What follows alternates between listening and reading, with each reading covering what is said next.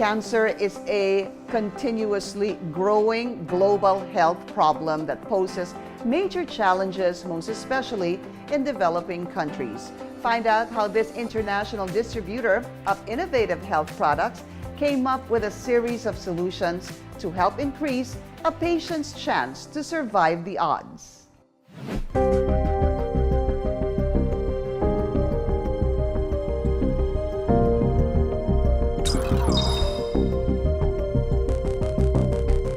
In 2020, the Philippines hit a record of 354,398 prevalent cancer cases within a 5-year period.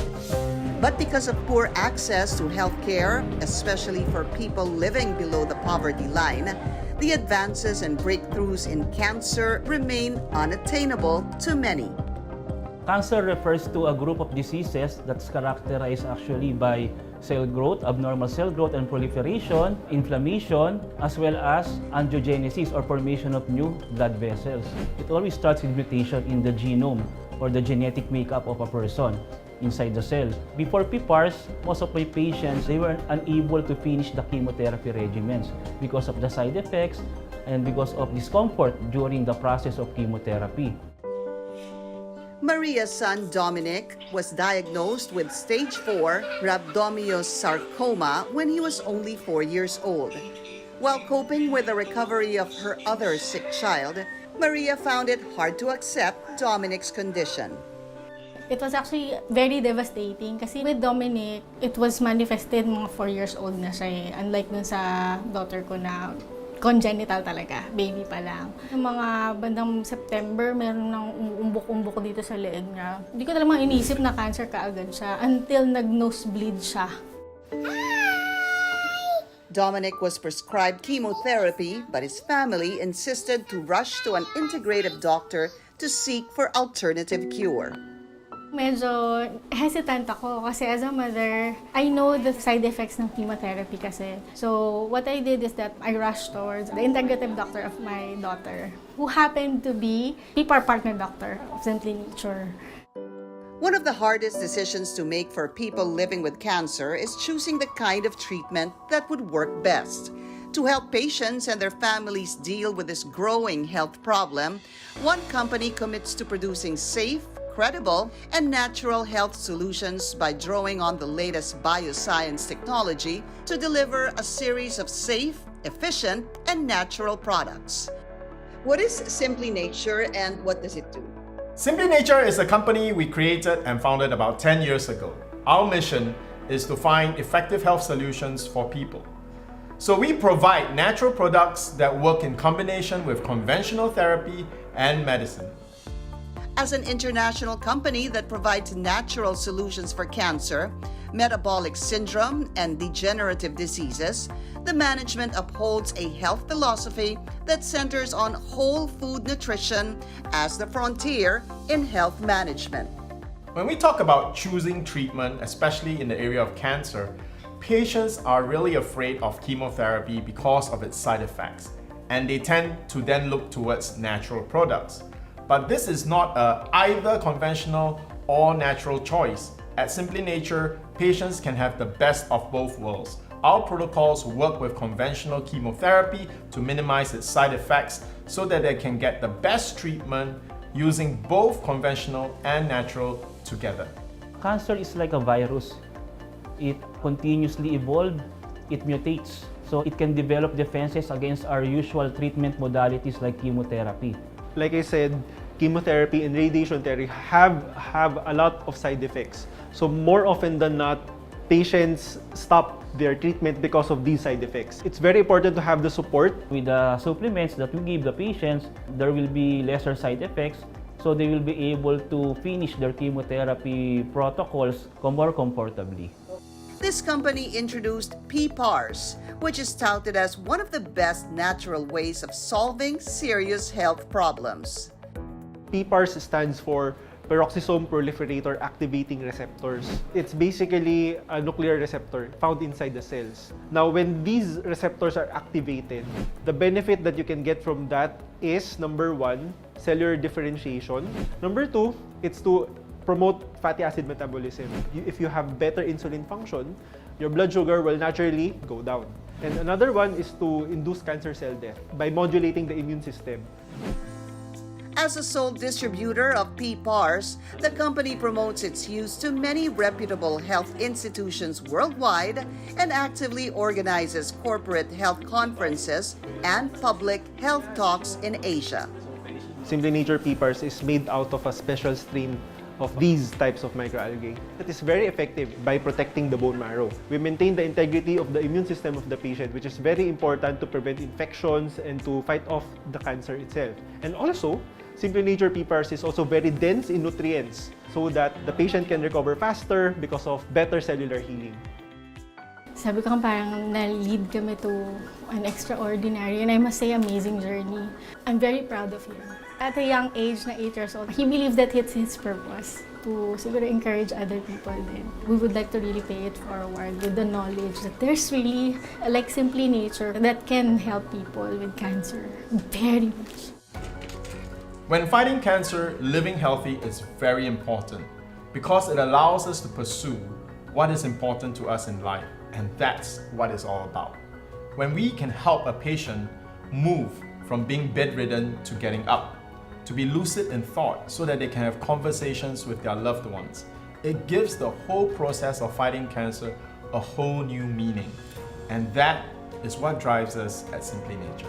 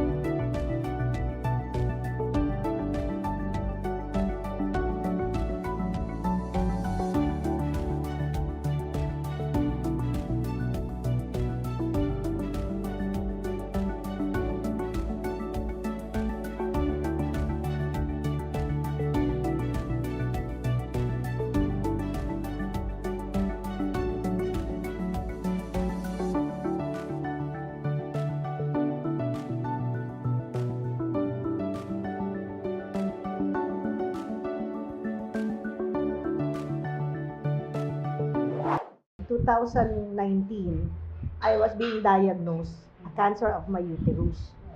So I was shocked. Sabi ko, bakit nagkaroon ako ng ganito? Samantalang hindi ako mahilig sa pagkain. I'm sorry, basura. Started the tablet and then the powder. The powder. Tinry ko din yung yung tawag dito. Gel? Yeah, Soft yung gel? Yes. Yeah. It's really good. After 2 months ng aking therapy and taking PPARs, sabi ni doktora, magpa-laboratory ka na. So, nung nagpa-laboratory na ako, praise God, 2 weeks ago or 3 weeks ago, lahat normal. To God be the glory, salamat sa Diyos. Sa 2 months ko po ng aking pag-take ng PPARs, ako po ay cancer-free.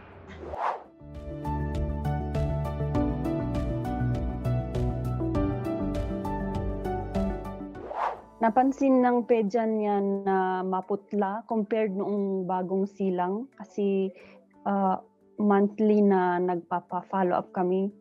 Maputla at saka medyo distended na yung kanyang abdomen.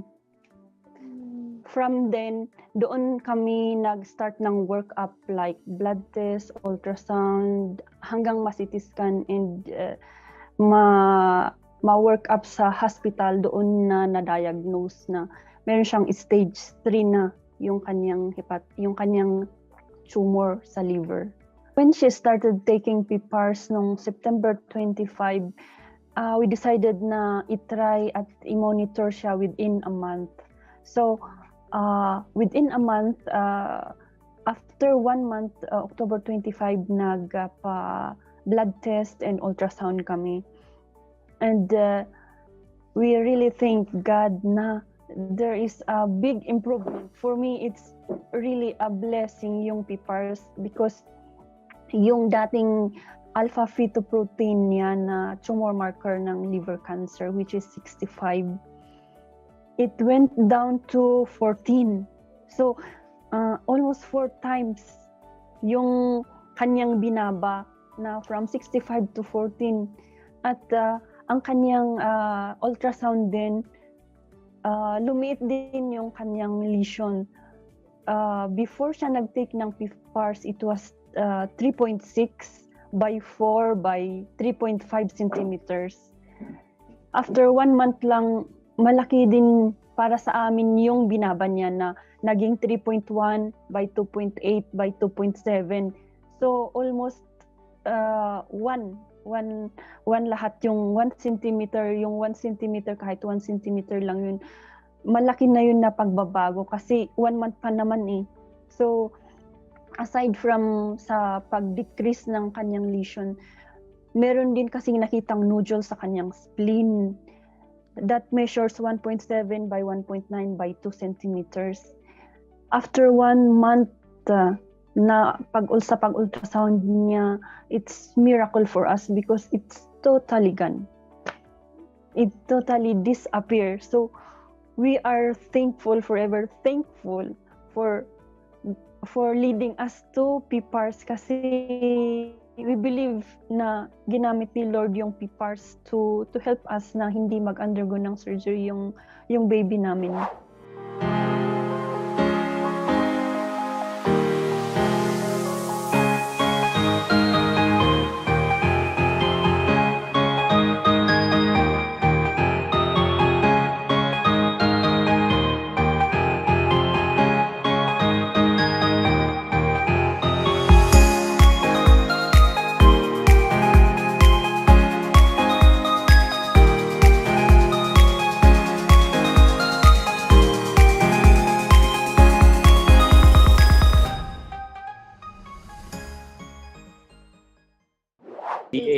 CA markers. Mataas siya.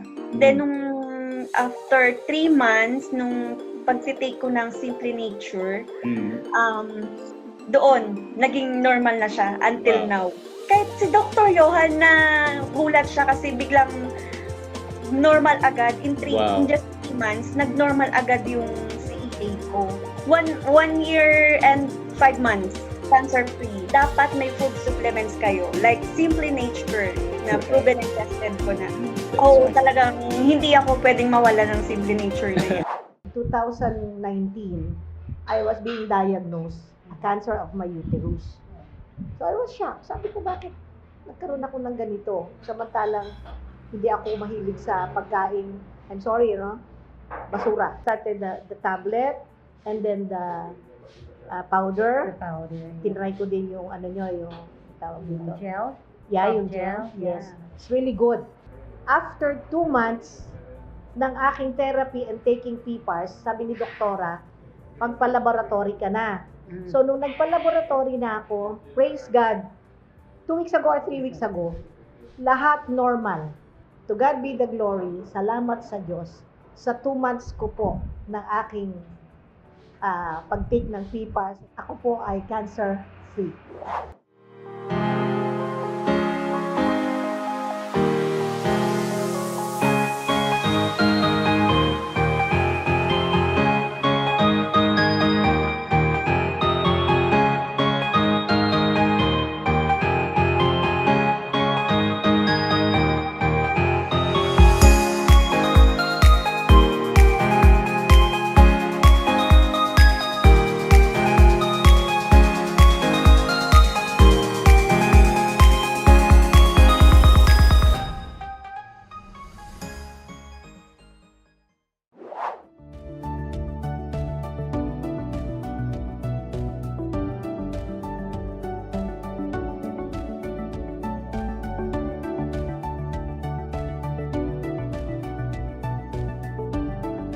is you go to your onco. Follow up with your onco, please, okay? Because you need to get treated. So whatever treatment it may be, whether it's surgery, chemo, radiation therapy, immunotherapy, targeted therapy, or natural therapy, okay? So you have to get treated, and don't just focus on one treatment and forgo all the others, because all these treatments complement each other. The goal of these treatments, the combination of these treatments, is to give you the best outcome possible. Hi everybody, welcome to another episode of Simply Healed. Today's episode is going to be so helpful for patients who've been just diagnosed with cancer. We're going to answer that all-important question, but before that, let me welcome Doc Jansen. Doc Jansen, welcome back to another episode of Simply Healed. Hello Sean, hello everyone, happy to be here again. So tonight we're going to talk about actions to do after diagnosis. So you've been diagnosed with CA. That is a very serious diagnosis. You are probably stressed, feeling very strong emotions, and your family is probably also feeling very strong emotions. At this time, panic should not be the thing that you do.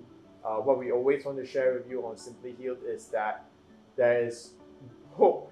All right, and if your diagnosis was in the early stages, stage 1 and 2, for many cases of cancer, you are going to get well.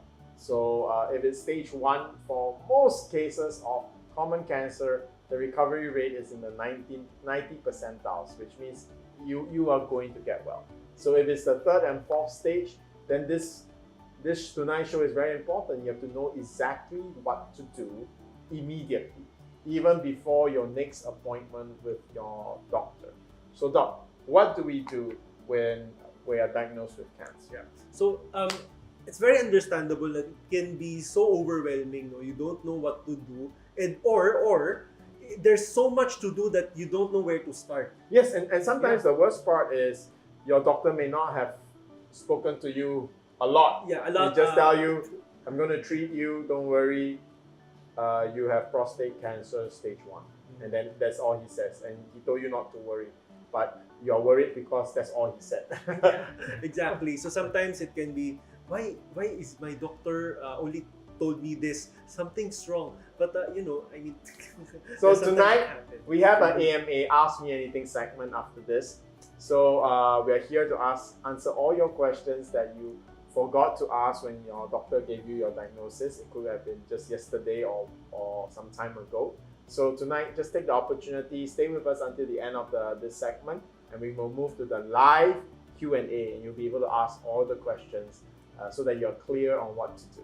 Okay, so what I did was to create a checklist for you. So this is how you should go about, this is how you should approach after you get diagnosed with cancer, no? So number 1 is to change your lifestyle immediately. I like this, Doc, because changing your lifestyle is not dependent on the pharmacy or the doctor or the hospital. It's literally the moment you know you have cancer, this is what you can do for yourself, right? I see here the normal advice of diet, exercise, and positive psychology. I want to say this diet thing, Doc, because sometimes, we meet many patients, and many patients actually, I just met with my neighbor a few weeks ago, and she was diagnosed with breast cancer, and she was going for chemotherapy. And her doctor, her oncologist actually told her, well, as long as you're going for the chemotherapy, you can eat anything. And immediately, she knew in her heart that was not right, because her mother had breast cancer, and her mother watched her diet and changed her diet. So, Doc, I just exchanged Viber messaging with her. So I just want to share with you some good news before you even continue. Her doctor said she could eat anything, right? And I talked to her, I said, no, you can't. Why? You got breast cancer because you had the wrong lifestyle. So the lifestyle caused the cancer. Now that you do have cancer, that same lifestyle is going to make the cancer worse. So you got to meet Doc Jansen. So I arranged for her to meet up with you. And this is what she told me. She's now able to sleep. She had to take sleeping pills while she was on chemotherapy because she couldn't sleep. So I can imagine you have cancer and you can't sleep. how tiring. It's like tiring upon tiring, right? Yes. And then she was not always feeling weak. And then she was confessing to me, now she's eating healthier. And she was also on some protocols like PIPA protocol, and she can sleep. Wow. Okay, so that to her is amazing. So she said it made the protocols, the advice, the change in lifestyle, the PIPA protocols made significant impact on her chemotherapy. So there you go. This is something that you can do immediately for yourself, independent of your next hospital appointment or appointment with your doctor. Yeah, Doc, maybe you elaborate a little bit. Yes. So now, of course, you just got diagnosed with cancer. So immediately, you do whatever you think is healthy to do. Okay? So that's right. changing your lifestyle. You be proactive. Okay? You don't wait for your doctor to advise. Now, of course, we have to optimize. So this is the time that you follow up with your doctors. Your lifestyle medicine doctor, yours truly, and then your on-go. Okay? Very important that you follow up with those two. Okay, so number one, on my part, my role is to optimize the food that you're eating so that you will be more guided, it will be more structured. So you know where to source them, you know how to prepare them, and for the more nitty-gritty part, just to guide you on whether or not this product is okay or this product is not okay. Right? Doc, you're being too modest. You know, honestly, Doc says that he's there to monitor, to optimize your nutrition. But if you really understand what Doc Jansen is really doing for you, what your lifestyle medicine doctor is doing for you, is that he is taking care of the rest of your body. So remember, normally people won't have 7 specialists because the medical bills will scare you as much as the cancer. So I understand. So normally you have an oncologist, and you would ideally want at least a lifestyle medicine doctor or a doctor like Dr. Jansen. Why? Because the oncologist, your onco, is a specialist focusing only on the cancer. He's focusing only on the cancer. But when you fight cancer, you gotta make sure your kidney is functioning, your liver is taken care of, so that all the waste material, toxic material that comes from fighting cancer and from, example, chemotherapy, the toxic substances that your body reacts from radiation therapy, all these needs to be displaced by your liver, your kidneys. Your lungs have to stay healthy. Your heart has to stay healthy. Your bone marrow has to stay healthy and not be damaged by the chemotherapy. All these things are important, and no one's looking at it because your onco is really not looking at it. He's very highly trained and is a specialist in treating the cancer. He's not thinking about how to take care of your kidneys, and if that is an issue, he will probably recommend a nephrologist to be part of the team. But like many people who go for cancer treatment, having a team of doctors sometimes is pretty scary. Yeah, it could be confusing as well and sometimes intimidating. So at the very least, have a doctor that supports all the rest of your body, and let the onco focus on the cancer. So that's a very important, very, very important approach to fighting cancer. Yes. Okay? Now, next, you go to your onco. Follow up with your onco, please, okay? Because you need to get treated. So whatever treatment it may be, whether it's surgery, chemo, radiation therapy, immunotherapy, targeted therapy, or natural therapy, okay? So you have to get treated, and don't just focus on one treatment and forgo all the others, because all these treatments complement each other, okay? The main goal of these treatments, the combination of these treatments, is to give you the best outcome possible, okay? So it's very important to undergo the treatments that are recommended by your onco. And then, what your part is to watch out for the side effects. If you feel the side effects, follow up with your doctors, okay? How important is managing side effects? It's very important because sometimes it is the one that determines whether or not you complete the protocol or not.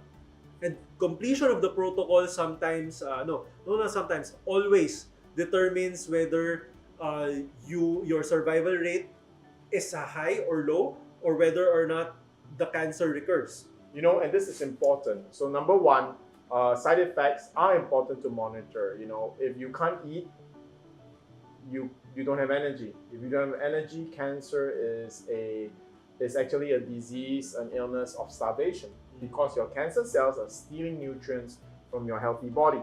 So if you're not eating, that's not good, right? So these side effects are critical.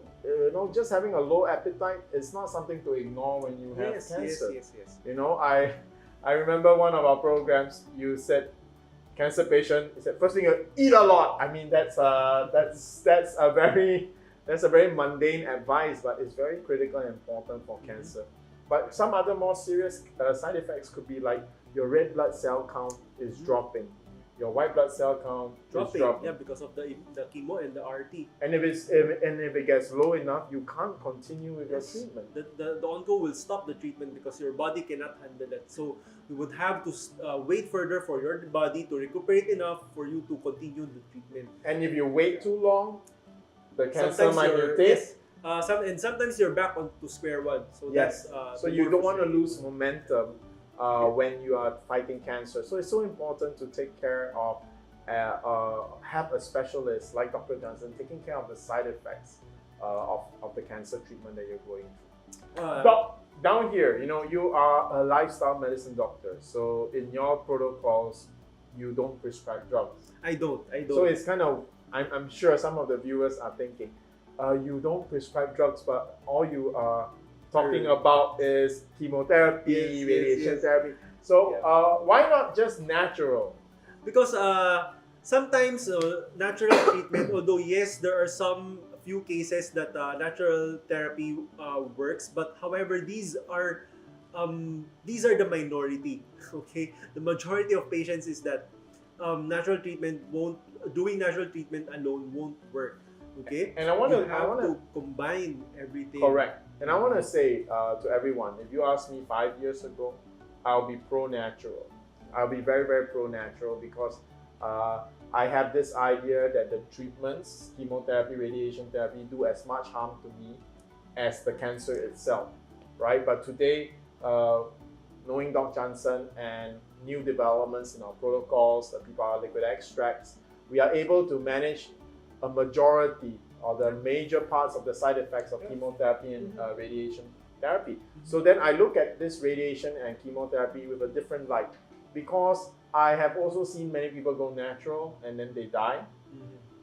They die from cancer, right? Then there are people who went for chemotherapy, the cancer died, but they died from the side effects of chemotherapy. But here it is, you see, if you go natural, you die from cancer. If you go for chemotherapy, you die from the side effects of chemotherapy. But here, what if I can manage the side effects of chemotherapy? Then the cancer dies and you are alive because we can deal with the side effects of chemotherapy. But if you go for natural, if it doesn't work, then you die from the cancer. So when I look at it this way, suddenly my whole view towards treating cancer is also different. And I've also realized, Doc, this last few years with climate change, that affected our food supply. So the quality of the vegetables, everything that you eat, the quality of the air. Now we have crazy temperatures. When it's supposed to be cold, it's hot. So I look at it and I say the natural world is not ideal, especially if you live in a city, having to have work in order to pay for your expensive organic vegetables that you're eating for cancer and medical treatment. And we have many patients have children to look after. So we don't live in an ideal, in a farm world out there with super clean air. Pollution is really bad all over the world, even the air that we breathe. So suddenly I realized, there is a lot of common sense that we don't live in an environment where just going natural will work. Correct. Correct? Then one of the good news is you'd be worried of side effects of chemo. No, majority of my patients are actually worried. I don't want to go for chemotherapy, doc, because of the side effects. But now they're all happy because their tumor is gone and the side effects were not as bad as they thought. Not as bad because I always give SimplyNature PPARs to manage the side effects. So it's one of my strategies that now you know how. Okay. Now you know how. So okay, now you got treated. Now that you are on remission, what do you do next? The fight doesn't stop there, okay? You're still not out of the woods. All right? So Now we go to post-treatment care. So for post-treatment care, you continue with your lifestyle change because more often than not, the food that you eat is the one that triggers your cancer coming back. Okay? So that's very important. You have to be consistent. Number 2, continue with the natural treatment. And lastly, we just monitor. Take a look at the imaging, take a look at the tumor markers. Okay? So that's how we approach Treating your Treating cancer. cancer. This is a checklist. This is what you do after you've been diagnosed cancer. You know, Doc, just yesterday I had a conversation with a patient all the way in the United States. And the patient was very, very happy because this is a wealthy patient, so he had many doctors. But he found that me, not a doctor, a research expert in PPARS, actually gave him a clearer picture of how to fight cancer. Because I went to him and showed him the whole approach to fighting cancer, which is number 1, get yourself strong. And straight away from day 1, the moment you are diagnosed with cancer, we are already preparing you for after the surgery, after the chemotherapy, what to do next. The whole process we don't just stop at the chemotherapy.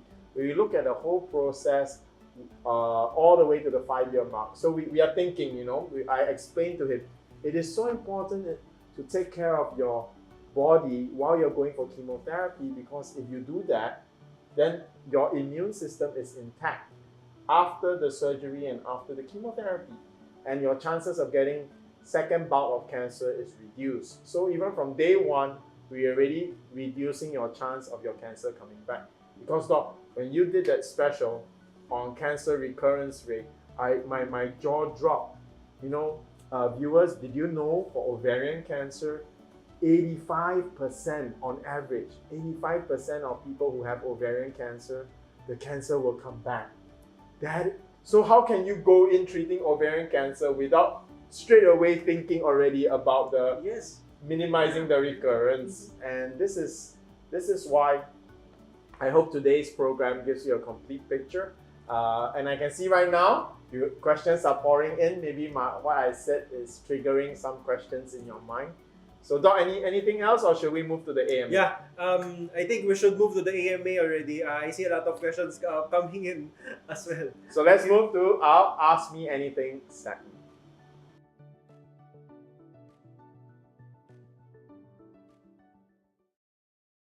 Good evening, everybody. My name is Shigla, and you are watching another episode of Simply Health Webinar, brought to you by Simply Nature, your long-time running healthcare awareness webinar here in social media. Tonight's topic is about cancer awareness, what you should do after your diagnosis. We are now in the Q&A portion of what we call the AMA, or Ask Me Anything portion. Questions are very much welcome, so if you have any questions, do drop them down on the comment section. So without further ado, to answer all the questions for tonight, I'd like to call on our CEO of Simply Nature and PPARS expert from Singapore, Mr. Sean Lim, and of course, our lifestyle medicine doctor, Dr. Jansen Calalan. Good evening, Sir Sean, and good evening, Dr. Jansen. Good evening, everybody. Good evening, Sheila. For our regular viewers, you can notice we are changing our background. And we also decided to sit beside one another. So we are in the same location now with Dr. Jansen, so that we can interact more organically and make the session more lively and be able to support all our viewers and your questions better. So, Doc, good to have you right beside me. Hello, hello, Sheila. Hello, everyone. Hello to our viewers tonight. So, I hope you learned a lot during the lecture. No? So, if you have questions, feel free to ask them. So we'll ask whatever question, even if it's not related to the topic tonight. Okay? Yeah, so, okay? Ask Doc questions because he had a super busy day. Whenever he answers questions, he gets energized, So that's one way to energize him. Yeah. Excellent. All right, so for the first question for tonight, coming from Ms. Lilibet. Hi, Ms. Lilibet. Thank you for watching us once again. Okay, so the question is black coffee okay to cancer patients? Black coffee with almond milk? Yes, of course. No, very good question. Now, it's a frequently asked question, no? For cancer patients. Now, usually cancer patients, are coffee lovers as well. So they would want to ask, "Hey doc, is it okay to still drink coffee?" Or you still can drink, you can still drink coffee even if you have cancer or even if you are undergoing your treatments. But of course, you have to be very careful on how you make your coffee. So if it's black coffee, so don't add sugar or any creamer anymore, okay? Because well, sugar is sugar. Okay, that will your cancer cells will feed off the excess sugar that you consume. Then if you mix in dairy, no, especially milk, dairy creamers, even the non-dairy creamers, okay, because the non-dairy creamers are highly processed milk product. Okay, they remove the lactose from the dairy, but it has whey and casein usually. Okay. Now, those two substances can actually promote cancer growth or promote tumor growth. So be careful of those products that you mix in with your coffee. Now, instead of dairy or instead of creamers or dairy creamers or non-dairy creamers, just use plant-based milks like your almond milk, soy milk, and oat milk. Okay, if you are sweet coffee, if you are a coffee drinker who loves sweet coffee, then that would be the better option. At least you're mixing in moderately processed food and not highly processed substance like sugar. Okay. Now, why is it so? Why do we prefer plant-based milks over dairy? No, aside from dairy being a tumor or a cancer promoter. Now, in order for you to benefit from the coffee that you drink, it's better to drink it black or with plant-based milks because if you mix in milk, any milk, plant milk or animal milk into coffee, the protein in the milk will bind the antioxidants of the coffee. Okay?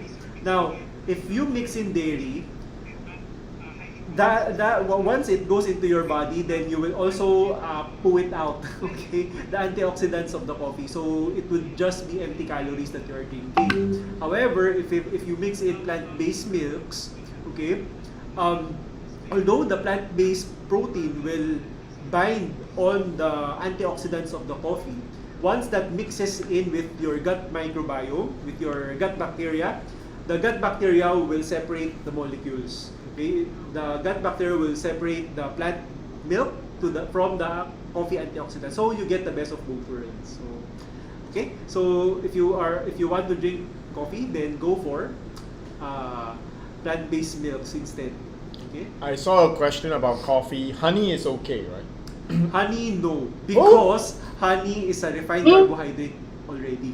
Whoa, really? Yes. I thought, especially those Manuka honey, which is so expensive, they're like $100 for a bottle, Unfortunately, in terms of antioxidant profile, honey is actually not that high.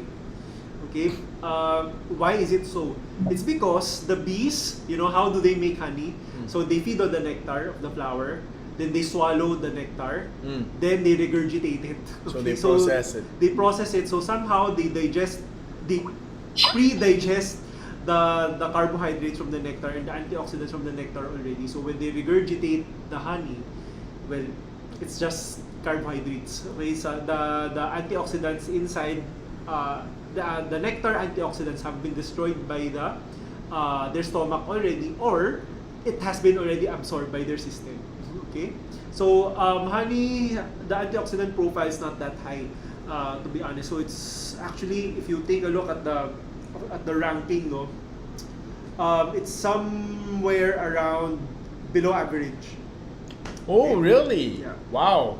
I think that's an interesting topic because Doc, for Manuka honey, they have like UMF ratings and all that. It's really expensive. Yes, I know. It's really expensive. All right. Okay. So there's one last question about coffee, just so that we finish it up. Lily from Malaysia asks, "Is coconut milk okay for coffee?" Although that's an interesting taste, black coffee with coconut milk. Yes, that's an interesting taste. I don't know. I haven't encountered anyone mixing coconut milk with. That would be gata. Okay, that's in Philippines. That's gata. It's gata, yes. not gata. Gata. Okay. Although, well, if you mix in coconut milk to Coffee. black coffee, I think you'd Should be still okay, right? Should be okay. You'd still be able to get the benefit of Of the both, black actually. coffee. Coconut milk too. Actually, of both. Yeah, but don't drink too much coconut milk because coconut milk Very is oily. very oily. Very It's oily. very high in saturated fats. Okay. All right. Okay, next question. Alright, okay, so the next question. Okay, is barley good for breast cancer patients? From Sunday Lingla. Is Barley? let me see. Barley. Barley. Barley good for breast cancer. Yes, barley. Yes. Oh, Barley okay. is a whole grain, so whole grains are really very good for cancer patients in general because lignans. Okay, lignans can only be found in whole grains and certain seeds species like flax seeds and chia seeds. Okay, so those products are really quite good for cancer patients. Okay, however, please be careful of the barley that you choose because there are a lot of barleys present in the market. So you have to choose the barley product that has a very high fiber content because lignans are found in the fiber. The nutrients of whole grains are found in the fiber. Okay. And for those of us who are in Asia, you know, because I'm now currently with Doc Jansen, so I'm in the Philippines. And Philippines is actually very westernized. Yes, it is. In Yeah, its we food, are very yeah. westernized. Yes. Whereas in Singapore, in Indonesia, in Thailand, in Malaysia, it's a lot more Asian than Philippines. Food-wise, so we have things like barley. If you go to Tim Ho Wan, you can the barley drink. Is that Horlicks? Horlicks No, Horlicks is different? not. Horlicks is malt. Oh, okay. But if you go to Tim Ho Wan in Philippines, you get the barley drink. They have hot and cold. Yeah, so that's the barley that I think our viewers are asking for. Okay, And that's quite delicious. yeah, it's quite actually. delicious. And for the those of us who are very Asian, yeah, there's also Chinese barley. Chinese barley is actually superior to the Western barley. It doesn't taste as fragrant as Western barley, but it has better medicinal properties. So those of us who live in those parts of Asia, that's a really good drink for cancer patients. But just tone down on the sugar. We tend to go overboard when we make barley the water, sugar. right, with the sugar. Yeah. Thank you, sir. Thank you, Doc. I guess Ms. Lilibet just wanted a reiteration of in terms of what is the best sweetener. What is the best Sweetener. sweetener? Okay, the best sweeteners that you can get with the highest antioxidant profile, no, even after processing, would be your blackstrap molasses. I was guessing that, and it's rich in iron as well, right? Yeah. Blackstrap molasses and your date Date- sugar. Oh, I've never tried date sugar. Is that expensive? It's around 500 grams in healthy options is around 400 peso. Okay, that's not cheap, but it's still okay lang. But I look forward to that because dates are very fragrant. So I assume the sugar does have an additional fragrant Yes, smell. for those of you who are in the Middle East, Yeah, very lucky guys. I envy you. but still, don't take too much of it. All right, moderation. All right. Next question, But the Sheila. blackstrap molasses is Yes. produced here in the Philippines, Yeah. correct? Yeah, and it's very good for those women who are low in iron content. And in cancer, many patients are anemic, so the high iron content will be good. Yeah. Right. Another quick question: is barbecue tofu good for you? The tofu is good for you. The tofu is good, but barbecuing will increase your advanced glycated end products. So the medical term that I just mentioned, that is actually the root cause of accelerating aging and the cognitive decline. So advanced glycated end products. So that is also implicated in the development of diabetes. So please be very careful. Okay? Although barbecuing tofu, if you're a healthy person, no, I mean it's okay. Yeah. I don't think. It's okay. It's okay. In general, it's okay. But don't eat too much because the char can be carcinogenic. Okay. But definitely way less than pork barbecue. It could be your treat. It could be your Yeah, treat. it can. Or just to make things more interesting, just to have that texture, yeah, then I think it's okay. But for cancer patients, please don't barbecue your tofu. Just eat them as is. Coconut sugar. Someone asked about coconut sugar. Is that good? Coconut sugar is not. Oh, really? Yeah, it's not. Coconut sugar is almost devoid of antioxidants as well. Okay. Slightly better than table sugar, but yeah, it's way together in the lower groups. Yeah, but it's so tasty. Again, it's called gula melaka, where in Singapore and Malaysia. So okay, so we have the definitive answer. Date sugar is the preferable one, and blackstrap molasses. Okay. Yes, okay. Thank you, sir. Thank you, Doc. Oh, you know, a lot of questions tonight are about diet. That's good. I mean, it's fine. Maybe it's because of the topic, right? The moment you get cancer, the first thing you can do that is independent of the hospital or the doctor is immediately change what you eat. I saw one is tofu, apple, strawberries, increase estrogen. We covered this before, but to give you the short answer, no, they're actually good for you. There is a huge difference between plant estrogen and animal estrogen. Okay, it is the same difference between animal protein and plant protein. Don't forget, red meat is high in protein, so is tofu. But red meat causes cancer and is classified as a carcinogen, but yet tofu is not. Okay, so no, it's a myth that estrogen from tofu will actually make your cancer worse. I used to believe that too, you know, from hearsay, you know, just what people tell us, but it's not true. Research has proven that it is not. In fact, eating tofu is good for cancer patients, breast cancer patients. And strawberries is specifically good for esophagus cancer. Yes, correct. Yeah, a lot of studies have been done already where for esophageal cancer they use endoscopy, right? So to visualize the cancer. After a series of after a few months of eating strawberries, that they see the tumor slowly shrinking. So that's actually an actual treatment modality yes. for esophagus cancer, right? Which is eating strawberries. Yes. That's actually one of the best tasting treatment you can have. All right, yeah. So that's one good news. I mean, in the world of cancer, yes. Thank you, sir. Thank you, Sir Con. Thank you, Doc Jansen. For another question, I guess Miss Jennifer Del Rosario, I guess you've heard the answer. In your question, is soya, tofu, and tofu good for a cancer patient? Their answer is yes. And for another question, coming from Miss Margie Bustamante, green tea is good for breast cancer, Doc? Yes, green tea definitely is. Actually, green tea is one of the healthiest tea that you can drink.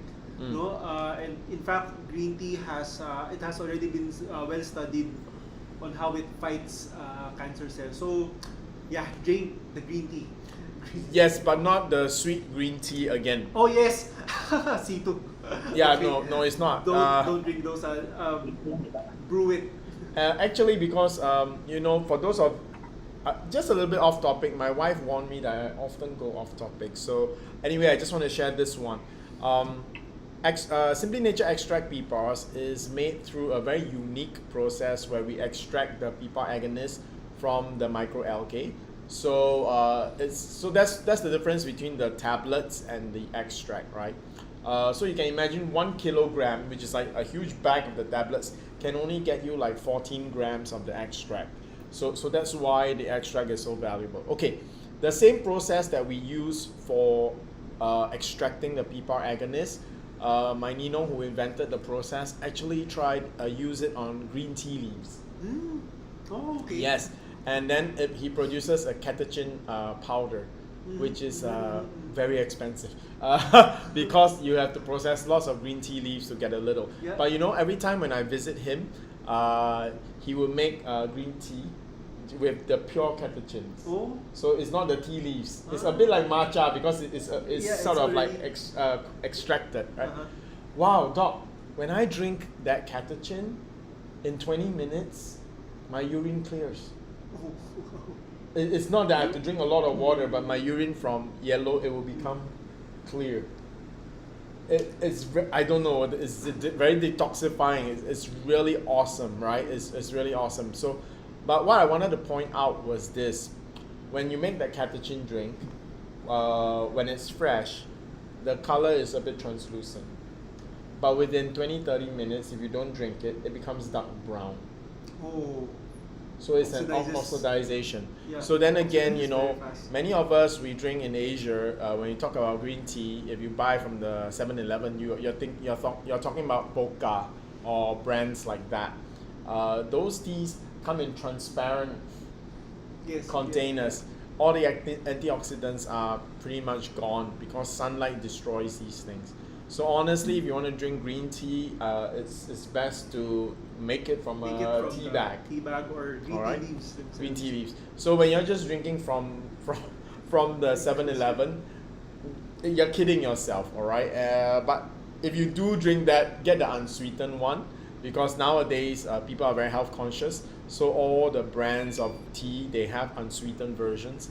Yeah, you can take that as better. I guess it's just better than drinking any other soft drink available in 7-Eleven. Of course, the best is water, right? Yeah. Okay, thank you for that question. Very good question. Okay. Another question coming from Ms. Lilibeth. We know cancer patients who put chia seeds in her water with lemon. Is it okay po? Yeah, it's okay. Actually, here's a tip, no?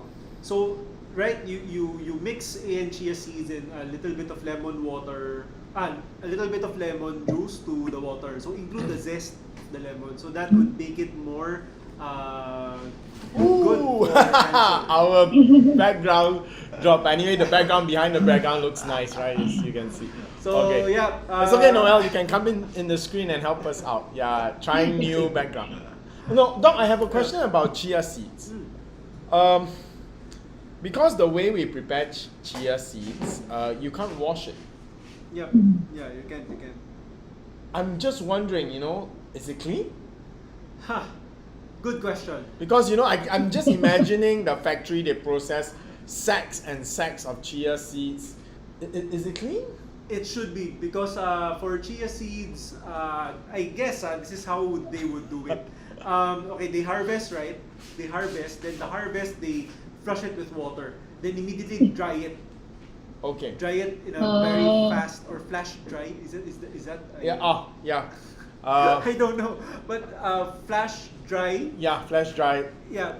So that you remove the moisture immediately, so that okay. you still have the chia seed intact. Right, because if you soak that too long in water, that will be like gelatin. Yes, I mean, nutritionally speaking, the answer of chia seeds with lemon is Doc already gave you that right answer. You know, I asked this question because my aunt developed stomach cancer, and she, for two or 3 years before that, she was every day eating that, you know, chia seed. They soak it in milk and then fruits. They put it in the fridge. Yes. It tastes really good because I tried it too. It tastes very, very good. And it feels very healthy because, you know, everything is raw. You don't cook. And someone gave me a bag of chia seeds as a gift. And because it had no brand, I was wondering, is this a cheap chia seed? I mean, is it... So suddenly the question came to mind whether it was clean or not. And then... When my aunt had that stomach cancer, my sister was making a comment to me that all her friends who also adopted this practice of eating that chia seed left overnight with the milk, they all have GI issues. I think it's the milk. I think it's the milk. But we drink milk though. Everybody drinks milk though, you know what I mean? So I am just guessing like, yeah. So I guess when you buy chia seeds, buy the good brands. Buy the good brands. Don't go for the discount chia seeds, all right? But you know, you saying, Sean saying, sharing that story, right? I wouldn't just look at one aspect. I would ask more questions like, what other kind of foods is she eating? Because I would guess that if she loves that kind of treat, might she be a very health conscious person? Very, very health conscious. Yeah. If so, one of the foods that can increase your risk of developing stomach cancer, if you are health conscious, might be kimchi. I don't know whether she ate kimchi or not, but I think my aunt belongs to the group of people who like to watch Korean dramas. So it's highly possible, right? Because we know that kimchi can actually increase your risk of developing stomach cancer because kimchi irritates the stomach. Oh, sorry. It was not just chia seeds. It was also rolled oats. Though, I would still look at other things. Yeah. But again, I was just thinking because when you finish a bag of rolled oats, I look at the dust left behind, and I'm just thinking about the process. They process these things in bulk, and and I wish, and because we eat it raw, that's the thing that just came to my mind. Is there a way we can clean the chia seeds? It seems that the answer is really no lah. You can quickly rinse and wash it. Maybe yeah. like the way we wash rice. Yes. Perhaps do it really quickly, and that might be a. Anyway, you're going to soak it in water, right? So might as well use a strainer and So that's my advice, because you never know how they process. They come down the chute before they pack it into the pack, and then because we don't heat the thing, so that's just my 2 cents. Yes. Okay, let's move on to the topic. Thank you, Sir Sean. The wall was blown away with your answer. Okay, so the next question coming from Ms. Edna Aveo is taking collagen capsule can cause cancer?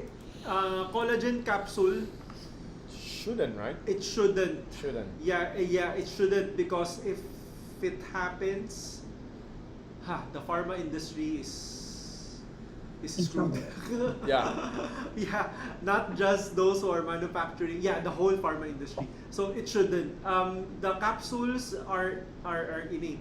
It's actually, the capsules are actually a form of carbohydrate.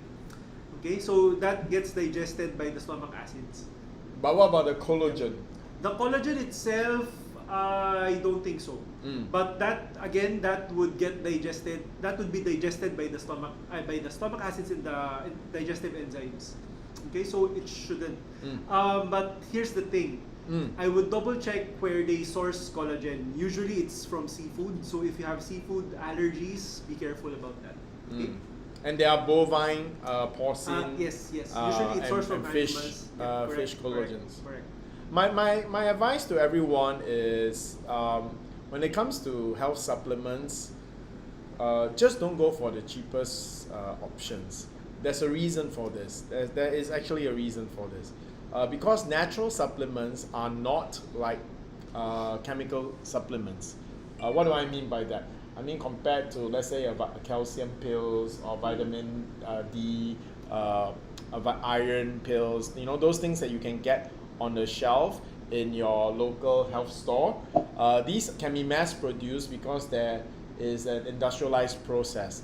But when you go for really natural supplements, they can't mass produce it because it has to be grown, and it has to be grown in a more natural way. I don't know whether as audience you might not know that there's a big difference between your $100 Manuka honey and your normal honey. The normal honey, how they make it is that they have the beehive, and like 1 meter away, they have a wall of sponge where they pump sugar water into that. So the bee only flies 1 meter, drinks sugar water, and then goes back to the beehive to spit it out to make honey. So that water sugar has no pollen, no nutritional value. So it's very different from like Manuka flower or different types of flowers, where a bit of the pollen and everything actually goes into the bee. So that's why I'm just saying, natural products tend to be a bit more expensive because there's a limit to how much there is. They can only grow so much. It takes time to grow. So sometimes when you get supplements that are supposed to be good but they are very cheap, you have to be careful. It's just a demand and supply. It's just like Chinese herbs now. Cordyceps and things and ginseng are very expensive now because you can't mass produce these things and still keep the efficacy. Okay, so that's just a tip when it really comes to supplements, and I think this is really important for cancer patients because there's no point in eating empty supplements that on the label technically is supposed to do you good, but the value is not there. Thank you, sir. Thank you, Dr. Jansen. Okay, another question from Miss Margie. From Miss Lulu. Lulu, what about stevia sweetener? Is it good? Stevia. Stevia, don't use too much stevia because stevia has toxic effects in the bodies. It's an artificial sweetener. Oh, what about agave? Agave is a safer option, but that's again, what I used to. Again, don't use too much. Okay. Use just enough so that it has the food tastes sweet enough. Don't use too much. Okay. Okay. Okay. Thank you, sir. Thank you, Doc. Coming from Ms. Jennifer Melanio de Rosario, is taking Vita Plus juice good for breast cancer patients? What's Vita Plus? Vita Plus is a brand. Oh, it's a brand. It's a Okay. network marketing Okay. brand that manufactures juices marketed for cancer. Now, I'm not going to answer the question with just Vita Plus alone. Okay? I'm going to answer the question about juicing. Okay? Juicing is never good for cancer patients. Oh wow! Okay? Really? Juicing, no. Because if you juice the fruit, you are removing more than just the fiber. Okay? Because you only drink the liquid. Okay? Now, there are a lot of antioxidants and cancer-fighting nutrients that is attached to the pulp that you just removed and thrown away. Okay? So don't do that. Also, if you drink just the juice, that would be very high in sugar content already. Okay? And we all know that sugar, too much sugar can feed cancer cells. Okay? Now, how should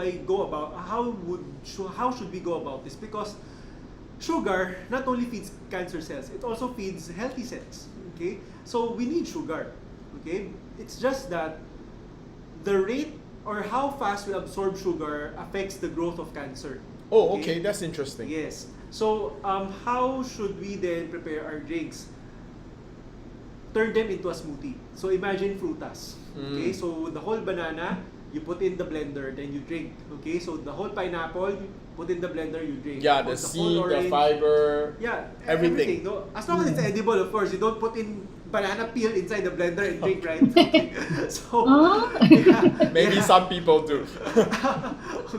I have a friend who went natural and he ate bananas with the skin. It was amazing to watch. People, I mean, okay, use your common sense, okay? Don't eat anything unedible from the fruit, okay? Only eat those which are edible, okay? So, with the seeds, of course, you don't eat the apple seed, you don't eat the orange seed, right? Okay, you spit them out, okay?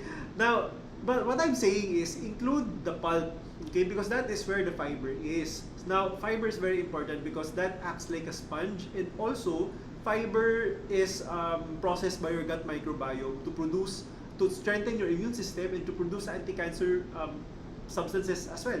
Okay, so by juicing, you are removing more than just the fiber. And if you drink that liquid which has a mixture of antioxidants and a high sugar, of course the antioxidant will work.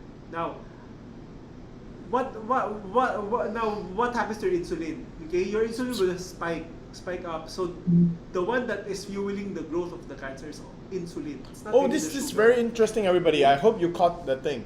It's not the sugar, it's the insulin that is feeding your cancer. So if you take something sweet but it's slow, that means the sugar don't go up so fast. Your insulin release level is lower. So because there's not an overabundance of insulin in your system, that does not feed the cancer. So thank you for that, Doc. So correct me if I'm wrong. It is not the sugar itself that is the main cause of feeding the cancer. It is what taking a lot of sugar creates insulin spike. Yes. It is the insulin itself that feeds the cancer more than the sugar. Yes. Okay, so everybody, you understand. So that means it's okay to eat sweet stuff, of course, in moderation. And what's important to make it friendly for a cancer patient is that the sugar is not dumped into your system one shot, like a Coca-Cola and fruit juices. Fruit juices are huge, very high spike of sugar. And I've been taking, Sheila just asked me before the show, because I've been taking celery It's not juice. Mine is not juice. It's a blend. And my wife makes an effort to put at least 3/4 of the leaves in the thing as well. All right. So I have to put lemon.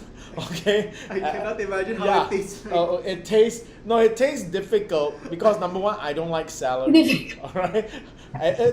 It tastes really difficult in the first week. By the second week, I don't have to hold my breath anymore, but I do drink it rather quickly. Thank goodness it's full of fiber, so there's no spike. I can feel the difference, guys. I really can. I can feel the impact of the celery juice in my system. I can really feel that whatever is in there. It is very different from drinking celery juice and taking all that leaf and pulp and everything. The smell is very different.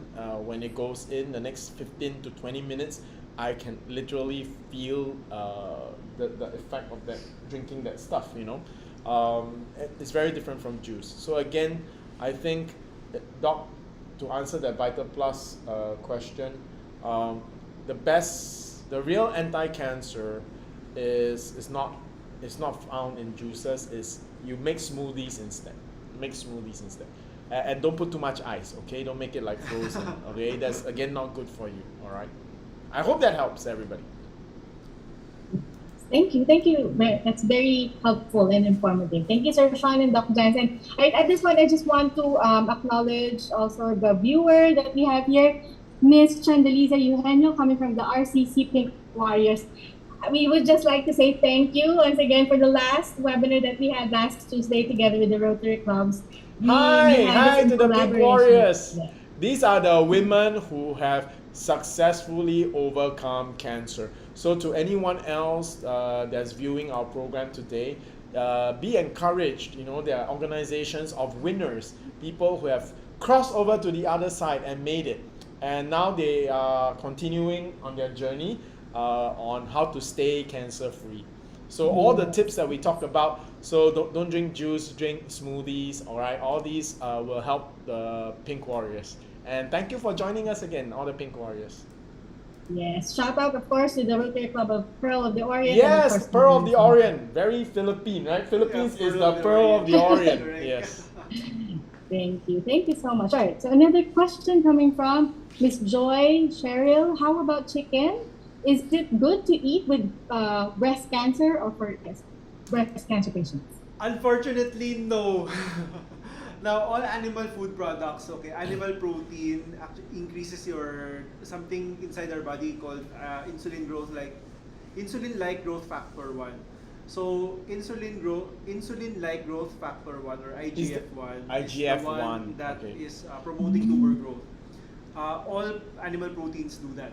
Okay, so unfortunately, even though I want to say that go eat your chicken, unfortunately I cannot. Okay, chicken, white meat in general, or all animal food products can increase your risk of recurrence. It can increase your risk of developing cancer. It can shorten the overall survival. It can shorten the progression-free survival. I just want to share this that like all foods, some people eat chocolate and they are okay. Some people can take chili, some people cannot. So you hear many doctors like Dr. Jansen, who specialize in nutrition and lifestyle for cancer patients. They always warn cancer patients about staying away from meat, right? I just want to say that I've met cancer patients who really do react to meat in such a profound way. There was a Christy, right? Yes, the one that I remember. Yes, hers was a very clear example. She knew that it was the meat, okay, because she managed to fight off the first round of cancer. She was cancer free. Then she thought she's okay, and then she decided to go native chicken. Okay, you don't want commercial chicken because imagine native chicken and Jollibee. She ate Jollibee. Okay, so that's not native. That's native to Philippines. All right, but yeah, we don't want a commercialized chicken because they pump them full of growth hormones, and that's not going to be good for your cancer, right? Even if you have, don't forget, even if you successfully defeated cancer, there's still cancer cells circulating in your body. So you don't want to give that any boost at all. And what happened to Christy was that she took chicken, I think just 2 or 3 months. Yeah, I think so. Yeah, and not every meal, right? And she did change her lifestyle. She lived quite good compared to before cancer. But that little change back to chicken for her was not a good move. Her cancer came back, and she was very clear that it was because of that. So so there could be some of you out there who is less sensitive, their system, to the meat. Maybe you can take a bit of meat and you're still okay. But there are others who just a little bit of meat, your body will react, your cancer cells react, and they come back. Now, this is not like flu. This is not like a cough. You can't say, I eat chocolate, I have a cough, now I know I shouldn't eat chocolate, right? No, this is cancer. What if you are that group of people where your body, your cancer will react very quickly to even a little bit of animal protein that you take? So why take that risk? This is not a disease like cough where you can just ignore the effects, right? It can be lethal. So again, my advice and encouragement to you is that go plant-based for a year. So I'll just tell you, go for a year, because I know if you manage to stay plant-based for a year, the next 6 months after that is going to be very easier. And then you can go 2 years, right? And then, of course, once in a while, there'll be days and holidays where you have a little cheat, all right? But you'll be fine, okay? So that's just I want to encourage all cancer patients, survivors, and those who are going through their fight to cancer, don't take that risk. It's a proven risk. It's just whether you are the type that react quickly or a bit slowly to eating animal protein while you're having cancer. Yeah. And if you want to know Christy's whole story, no, she was actually interviewed by TV Patrol. Oh, okay. So you can just go and Google and search for it. Yeah. Oh, wow. Okay, so there you have it. Really documented. You know, again, some people will tell me, but I know someone, he had cancer, he drank milk, ate steak, and he recovered. Yeah, maybe he's that 1 in 200. What if you're not, right? Yeah, because this is not like cough.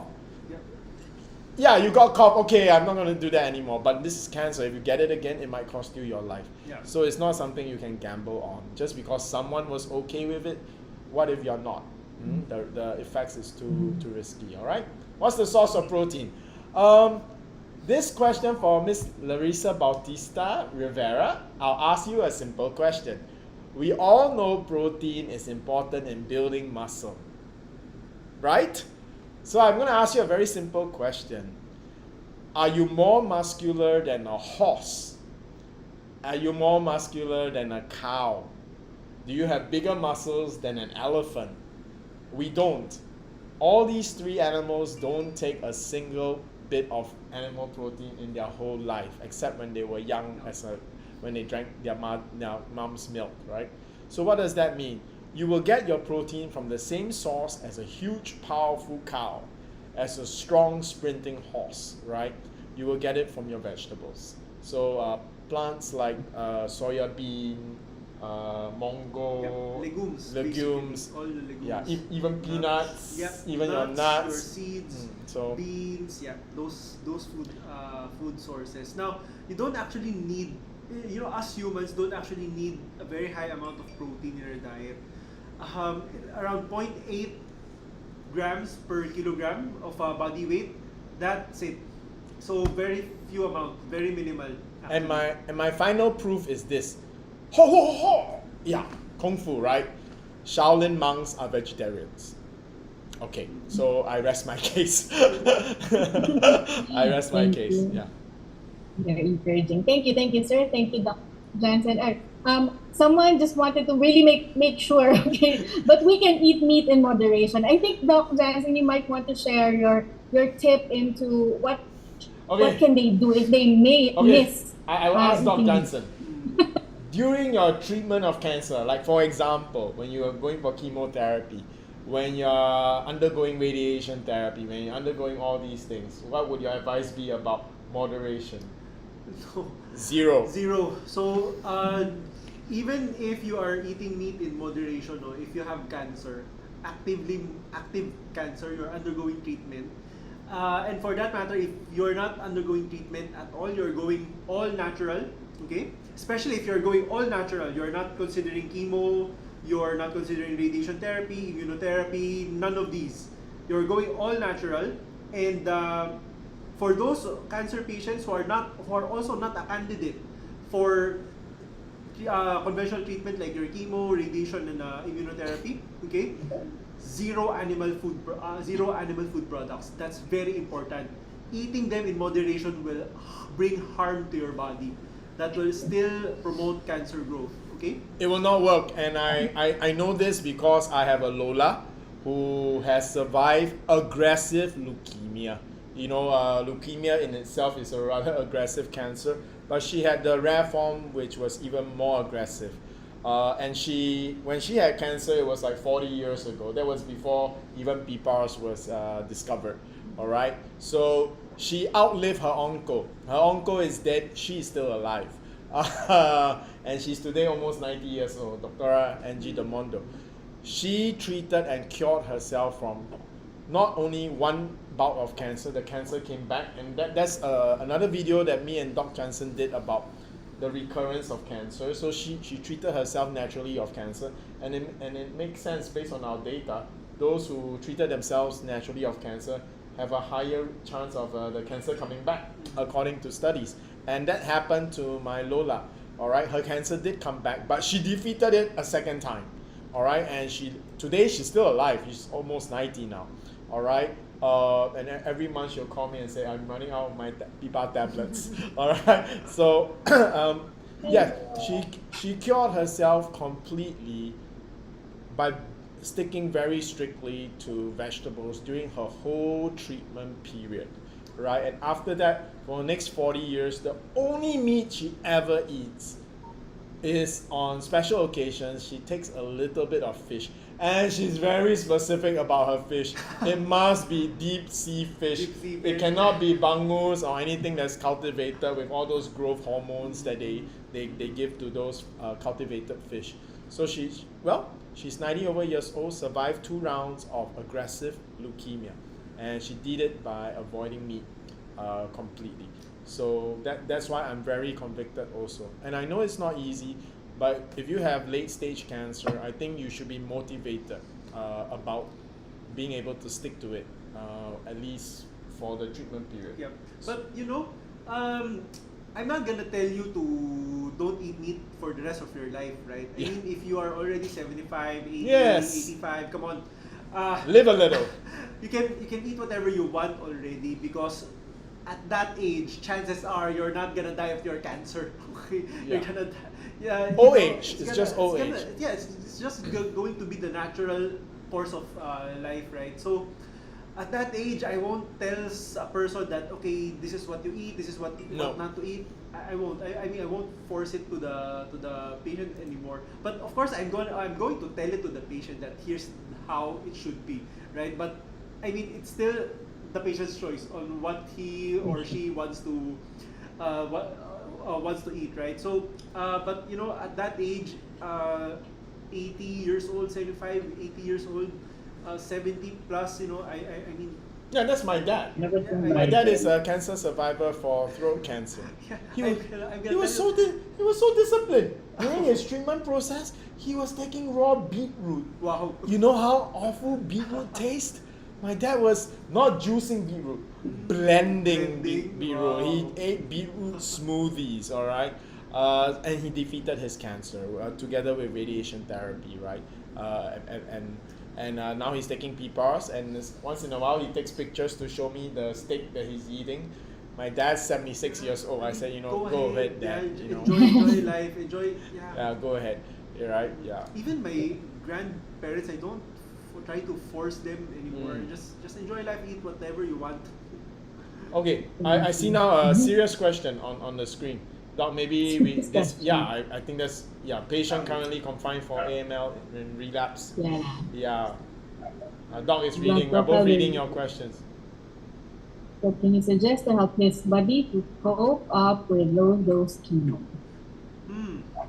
High High WBC, yeah. Usually leukemia patients have a very high white blood cell count, but the amount of white blood cell counts, those are immature white blood cells. Also not or effective. malfunctioning white blood cells.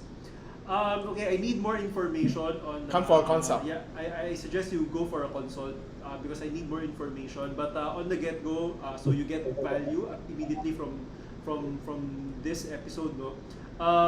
Number one, you have to feed him plant-based diet immediately. A whole food plant-based diet. Now, next, I suggest PPAR tablets. At least PPAR tablets. But from the profile, I think liquid would be better. Yeah, a combination of PPAR liquid and tablet. So the dose, you need to go for a consult. So I can tell you the exact protocol because I need more information. But I want to say a comment is that we have an answer for you because your last statement gives us a clue on how to help you. Because the last question that this viewer asked is, what can you suggest to help his body through coping up with low dose chemo? That means the patient has chosen to continue with chemotherapy as the protocol. Then because you're so clear about your direction, Doc Jansen and I are very clear how to help you through this particular target that you have. So we have a very definitive answer for you, but because we need to know about dosaging, and that can only be done if we have the details. So good news, we have protocols that will help you that have been proven to be effective with so many of our Doc Jansen's patients. So just go for a consult and all will be well. All right? Yeah. So thank you for joining us today, and I'm really very glad that we can be here to be of assistance to you. Yes, don't worry, Ms. Chamay. We'll be getting in touch with you after the program. And also for those people who wish to have a consult with Dr. Jansen, the link for you to schedule an appointment with Ms. Beth, is his staff, is already on the description box. Yeah, it's very easy to help patients who are very clear about how they want to go approach their cancer, you know, and it's actually very easy for us as for Doc Jansen and for us to support patients who are willing to go through difficult protocols. That means they know it's not going to be easy, but yet they want to do it. Then it's very easy for us to support because we know that they will be very disciplined about how to go about it. So for Ms. Chanai, I think you sound like a very clear person. So that also means that we have. I guess I'm very positive about your ability to fight cancer successfully because you're willing to do whatever it takes. Yeah. Thank you, Sir Sean. Thank you, Dr. Jansen. Another question coming from Ms. Leslie Lauren. Hello, doctors. I'm diagnosed with LPR subsequent to hiatal hernia. Prescribed medicines like PPI with domperidone, Don1, vonoprazan don't work. I think Doc Jansen is just checking. So let's give him time you're ready. Yeah, okay. I know. All right. Your case is surgical. Now for hiatal hernia is for everybody's information. No, you have your lungs, right? So imagine you have your lungs. Okay, so at the left side, just below the lungs, you have your diaphragm. Okay, now of course your diaphragm would be the muscle that pulls your lungs, expands your lungs so that you can inhale, exhale. Okay, now of course your esophagus has to go somewhere. It pierces your diaphragm. Okay, the esophagus pierces the diaphragm through a hole, no? I'm not gonna say the medical term, but it's a hole down to your stomach. Okay, so a hiatal hernia is the stomach. It's a weak diaphragm. Okay, so the contents of or a portion of the stomach goes up into the chest cavity. Okay, so if that happens, then now you can experience LPR. So LPR is laryngo esophageal reflux. Okay, So the stomach acid contents goes up to your esophagus, goes up to your throat. So that is really very uncomfortable. So it's like you're drunk, right? You're drunk, then you're about to vomit. That feeling, constantly having that feeling. So so it's really quite uncomfortable. Now, I would get why your I get why your prescribed medicines like your PPI, proton pump inhibitors with domperidone, and you find that it doesn't work. But I would just like to remind you that it seems like it's not working, but it is helping you. Okay, it's helping you because number one, you would not want acid or stomach acid in your esophagus and even your throat because repeated reflux, repeated acid reflux will cause inflammation in your esophagus and your throat, in your larynx. That can lead to cancer later on. Okay, so that's a major risk factor. So it's very important that you continue your PPI.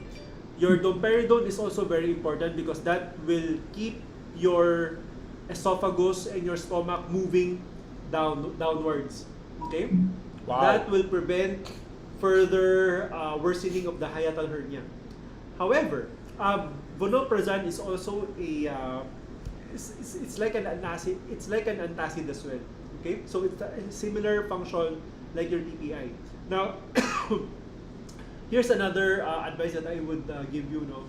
Number one, eat foods that are very easy to digest.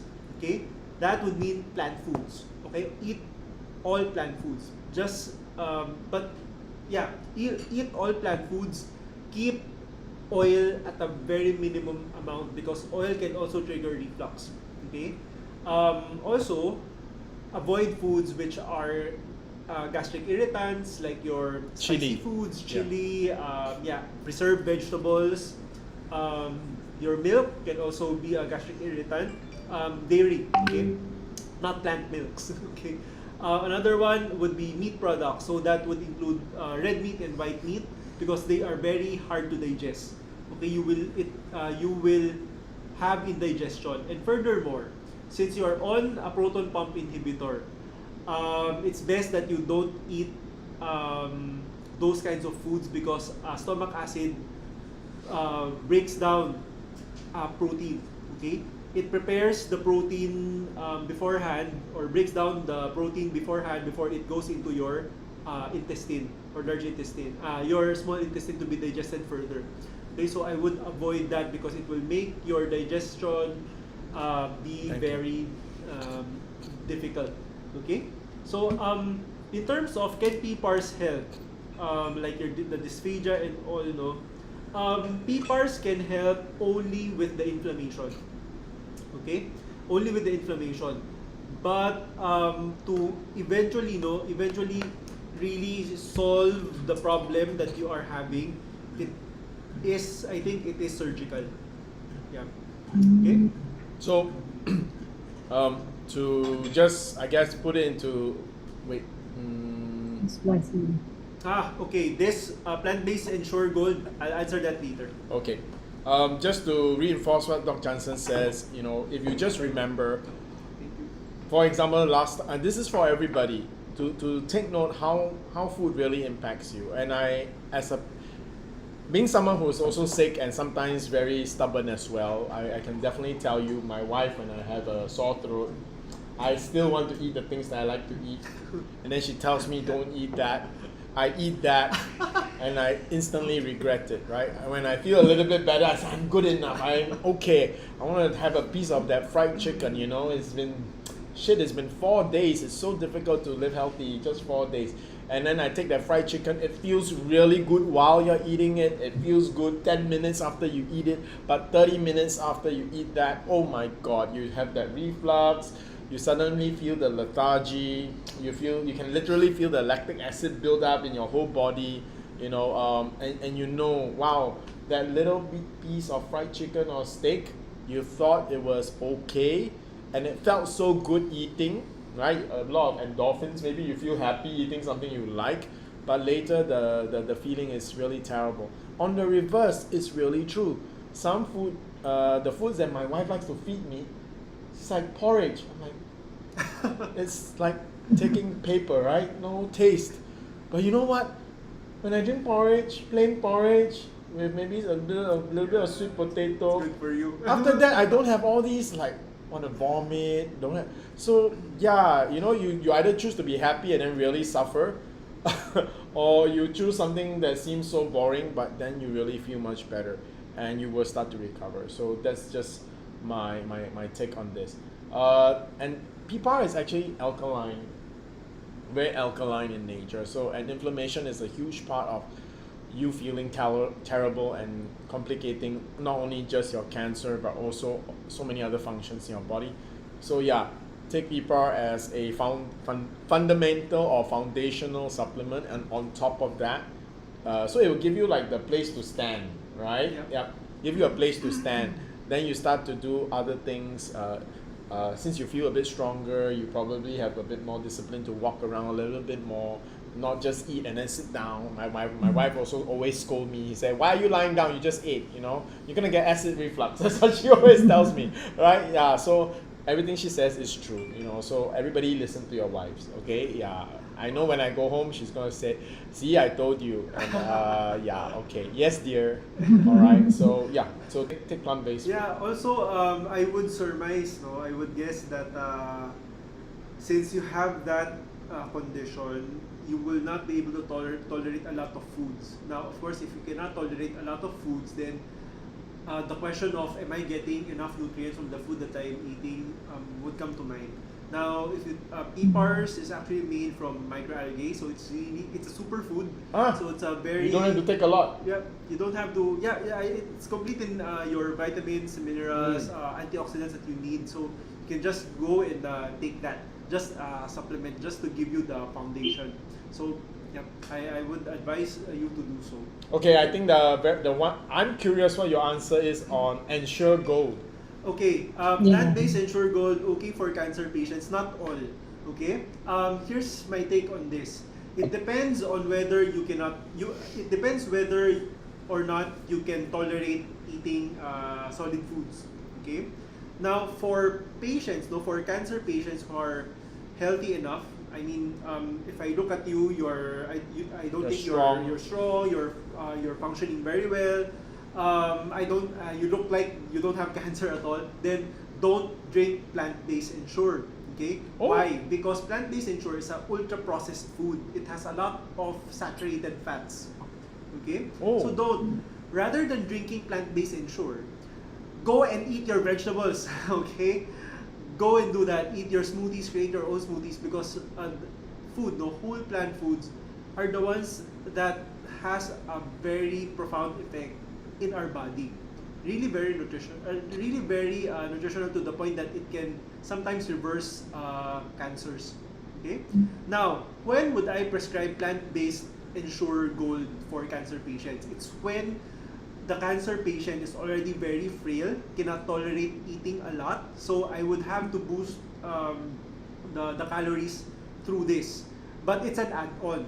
It's not a meal replacement. It's an add-on.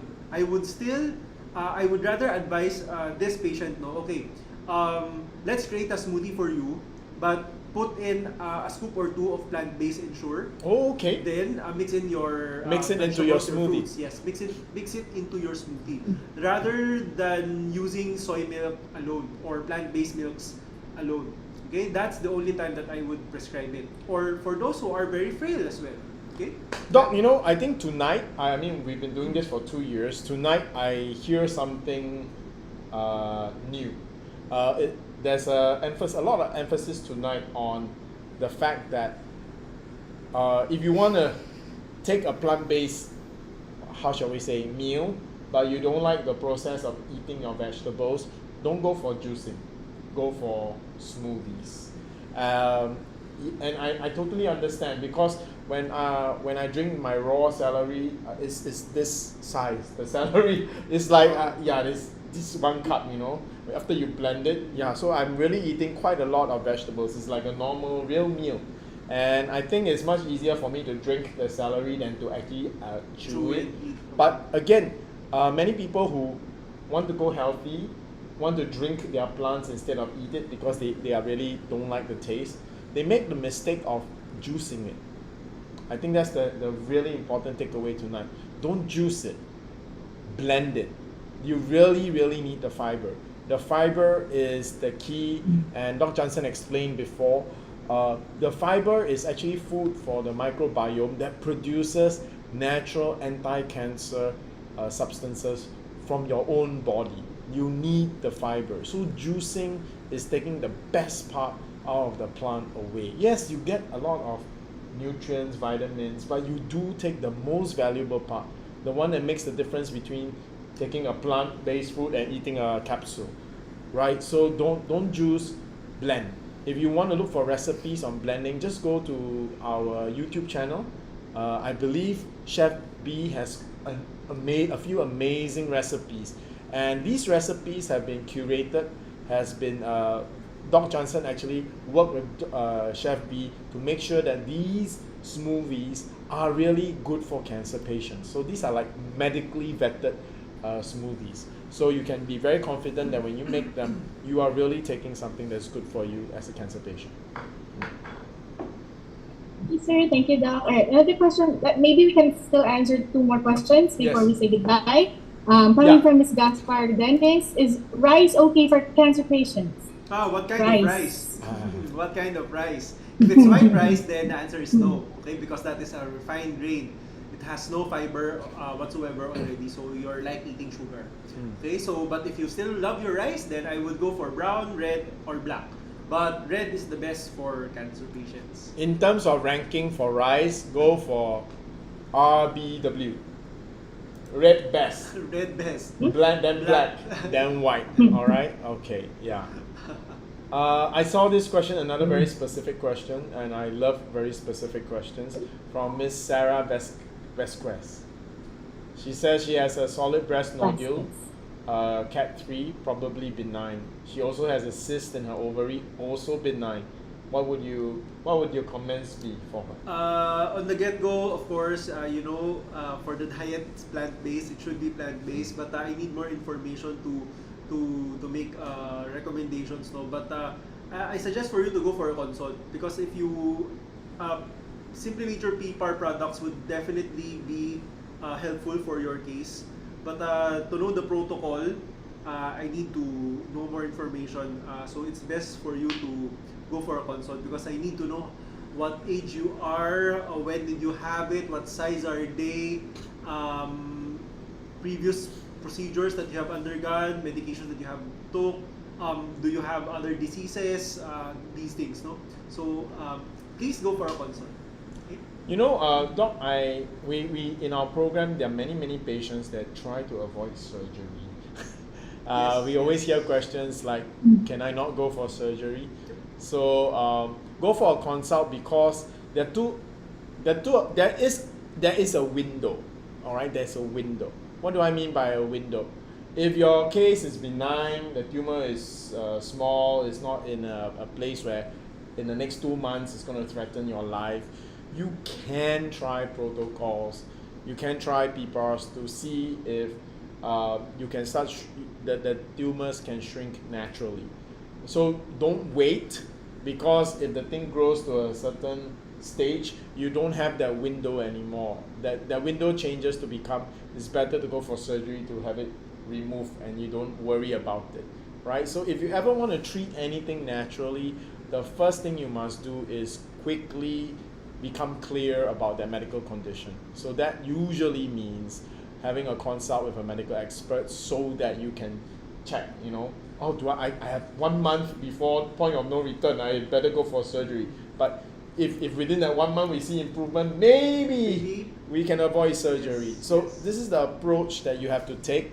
So if you want to go all natural, there is a way, and there is a strategy. Time is not your friend if you want to go all natural. If you want to go all natural, you have to move fast, because natural takes time. All right, and past a certain stage, you need to stabilize the medical condition before you can go natural. So that's why if your condition is serious, you need to use chemo, you need to use surgery to stabilize your condition so that it's not getting worse before you use natural to try and heal it. Okay? So I hope that understanding helps you, and that's why we do these programs, to give you that clarity for you to make decisions. Oh, yes. Very quickly. Last one. Quinoa. Quinoa. Quinoa replace rice? Yes. Yes, but it's an expensive Yes, alternative. it's a very expensive alternative, but quinoa is really very healthy. Yeah. It's a whole grain, so yes to quinoa. Maybe one last question. Thank you. Uh, All right. We actually, it was given earlier. Okay. How about blending dried berries? Is it okay? Yes, it's okay, but I would prefer the frozen berries instead of the dried ones because usually dried ones are laden with sugar. Yeah, frozen berries. Nowadays everywhere they have that. Frozen berries. I would prefer frozen berries. Yeah, and instead. that's the way I get my smoothies cold without putting ice in there. Yeah. Good idea. Oh, then last Very, question. last This one is topic. a good one because we can answer this very, very simply. The and very clearly. last question, okay. Tamoxifen. Yes, tamoxifen Yes. together with PPAR. Yes, because PPAR agonists can increase the efficacy of tamoxifen. So there you go. It's gonna actually help your protocol. Yeah. Thank you so much, Sir Sean and Doc Jansen, for answering our viewers' questions tonight. Just before we say goodbye, please give them your very quick closing or parting words. Okay, I'll start today. Okay, I love tonight's session. I love the very specific questions that came. You can see Dr. Jansen, who had a very tiring day, he's more energetic now. All right, so it's really it was really good. Specific questions allow us to help to answer specifically, and it becomes very useful for all the viewers. And you will have noticed that viewers who are very clear about saying that they're willing to go through the difficult pain and processes, it's very easy for Dr. Jansen and myself to tell you, okay, because you're so clear about this, we are also very clear how we can help you. What's very difficult is when a patient is wanting to go, here's an example, wanting to go natural or wanting to stick to chemotherapy, yet don't really understand what's happening, don't know what's the best thing for their cancer, right? It's like, wow, it's so hard to help that patient focus. So it's very important. I hope all our videos and listening to us talk about certain things, you start to understand how your body works, how cancer works, how should you go about treating cancer. And once you are able to make that difficult decision, then it's very easy for all your medical practitioners, from your surgeons to your doctors to your lifestyle medicine doctors to even maybe your nutritionists and even your naturopathic doctors that are supporting you, for them to then give you a protocol that will work for you. All right, so I enjoyed tonight very much, especially with the specific questions, and I hope that it has been helpful for everyone. Okay, so for me, actually, I noticed that we've maintained 40 plus viewers tonight. So I think we have a lot of new viewers tonight. So here's my takeaway message for you. Now, I know everything that we have learned so far tonight can be quite can be misinterpreted like black and white. Okay, if I don't do this, then I might get cancer. If I eat this, I might get cancer or not. No, so please understand that the things that you have just learned tonight are increasing your risk or decreasing your risk. Okay, so understand the term risk. So risk is like your chances. All right, so the more you do activities that decreases your risk of getting cancer or decreases your risk of promoting or worsening your cancer, then the better. Okay, so eating plant-based will do that. Okay, taking PPAR agonist will do that. Can help in a lot of ways depending on your case. But please do understand this, no. Even if I am biased towards plant-based, okay, and I tend to tell you that, hey, don't eat fish, don't eat these animal food products, okay, please understand that not all patients, even if they do eat animal food products, they don't get recurrences. I mean, they don't get. It's true. Some people who eat steak and have cancer, they live until 90 plus, and I mean, they die of other causes. Because you know why I say this? Because my grandmother is one. My grandmother has 2 cancer in her lifetime. One breast cancer, another one is a very rare cancer that grew from her endometrium. Okay, and she eats everything. Okay, although she tends to be quite selective on the foods that she eats, but she eats the food that promotes cancer growth. So how come she lives until this age, no? And of course, we also know people who have developed cancer at a very, very young age. Okay, so here's the thing. It's not that, hey, that if it's so, then I can eat whatever I want already, so let it be. Okay, so please don't, because if you, whether or not you decide to do so, okay, depends actually on where you are in your where you are in your life right now. So wait, let me rephrase that. In what season you are in your life right now? Okay, so that's why if towards those who are super seniors already, Enjoy your life. enjoy your life already. Just come on, just whatever they want to eat, just give it to them. Okay, so don't Yeah. don't So for restrict children, them. don't torture your Don't parents. torture your parents. Don't torture your torture parents. Let them be grandparents. happy. Yes, it's always the patient's decision on what he or she wants to do with her or with his or her body. Okay, at the end of the day. Now, for those of you who are relatively young, quite young, supporting a lot of family, still want to do so many stuff, there are a lot of things that are at stake right now, then this is the time probably that you want to fight all you could, right? Get the best outcome possible. Now, the things that you have just learned will give you that. Yes. Okay? But again, at the end of the day, it's your decision if you of what food you want to put inside your mouth. Okay, so if you want to, get the best balance out of all these things, yeah, go for a consult. Maybe I can help you out on which food to eat or what not to eat. How would you be able to decide which is the lesser evil, so to speak, no? So. Yes, there you have it. So again, message is, don't be too hard on yourself. Okay, so that's it for me. So good night, everyone. Thank you for listening. Sheila. Thank you, Sir Sean. Thank you, Doc Jansen. Very, very encouraging and informative discussion. I must say tonight. So I'm sure that a lot of our viewers have learned so much tonight, because I'd like, of course, to invite everybody for our next webinar next Thursday, December 8th.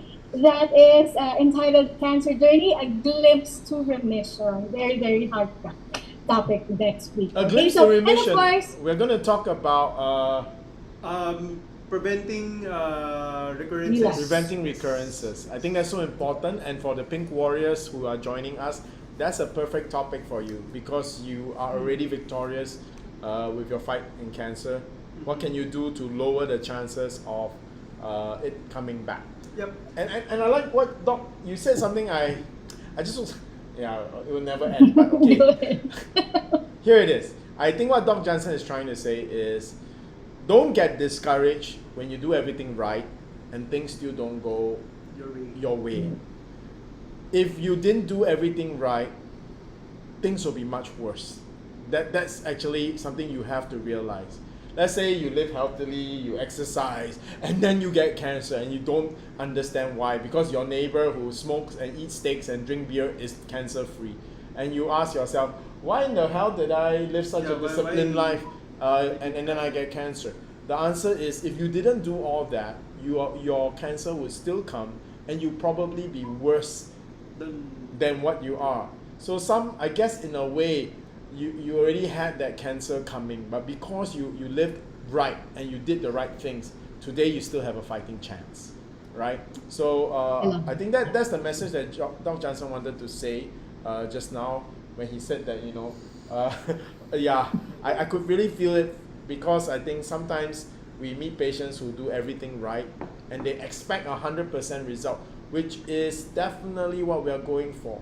But even if you don't get that perfect result, do understand with great conviction, had you not done everything right, things would be worse.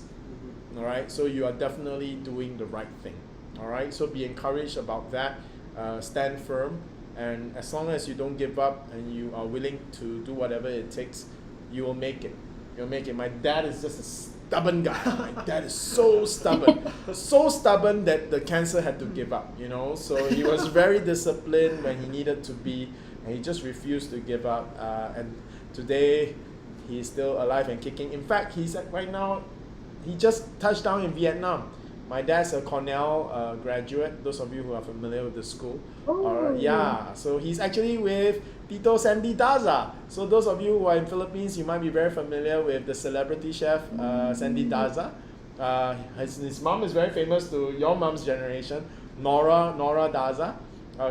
And they are now in Vietnam having their hotel management Cornell graduates reunion. They are all in their 60s and 70s, all right? So there you go. And with that, we'll see you next week. Thank you. Once again, thank you so much, Sir Sean and Doc Jansen. You know, all of the viewers that we have here, may you be a patient yourself or a caregiver.